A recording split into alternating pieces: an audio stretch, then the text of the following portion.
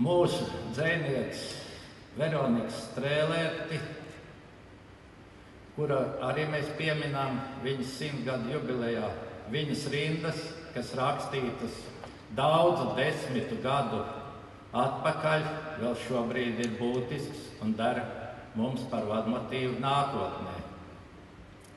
Krustcelis. Neskaties atpakaļ.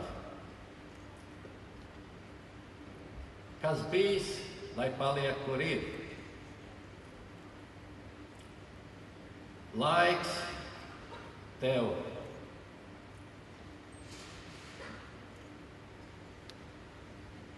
Jāskatās, ja viņš pikarī. Laiks tevi no visreiz šķir. Neskaties atpakaļ. Pavēries apkārt.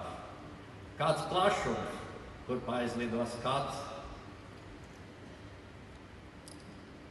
Uz kurieni izšķiries pats, pavēries apkārt.